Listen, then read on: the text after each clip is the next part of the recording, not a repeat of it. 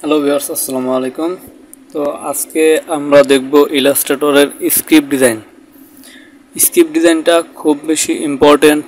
T shirt ডিজাইনে script ডিজাইনটা খুব বেশি ব্যবহার করা হয় এবং স্ক্রিপ্ট ডিজাইনটা অনেক ক্ষেত্রেই ব্যবহার করা হয় এবং লোগোতেও অনেক সময় স্ক্রিপ্ট ডিজাইন হয়। তো এই জন্য স্ক্রিপ্ট ডিজাইনটা খুবই ইম্পর্টেন্ট। তো বেশি কথা না বলে চলো শুরু করছি। টাইপ টুলে চলে গেলাম। টাইপ টুল থেকে আর্টবোর্ডের উপর একটা ক্লিক করলাম। ক্লিক করার পরে লিখবেন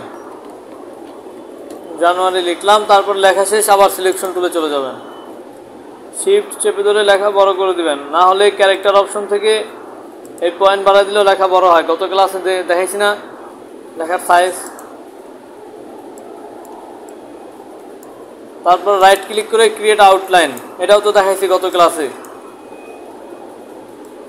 তো ক্রিয়েট আউটলাইন করার পরে অল্টার ধরে একটা কপি করে রাখলাম, এখানে একটা কপি করে রাখলাম। এরপরে অবজেক্ট থেকে পাথ, অফসেট পাথ, এখানে পয়েন্ট বাড়িয়ে দিচ্ছি।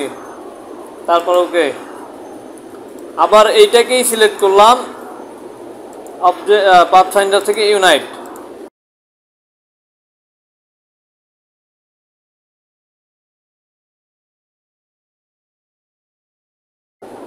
এটাকে সিলেক্ট করে অবজেক্ট পাথ, অফসেট পাথ, আগেরটার তুলনায় কম দেবো। আগেরটা 26 দিছিলাম, এবার একটা 15 এরকম।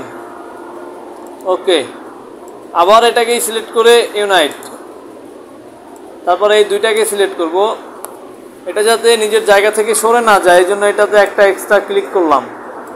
অ্যালাইন থেকে 2 নাম্বার, 5 নাম্বার।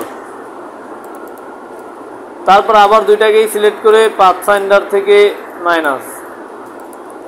আবার এই দুইটাকে সিলেক্ট করে একটা ক্লিক করলাম যাতে এটা সরে না যায়। তারপরে 2 নাম্বারটা, 5 নাম্বারটা হয়ে গেল।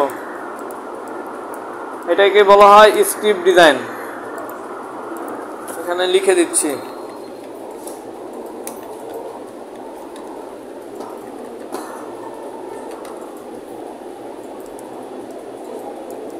এরপর মাঝখানেরটা একটা কালার দিতে পারেন চাইলে।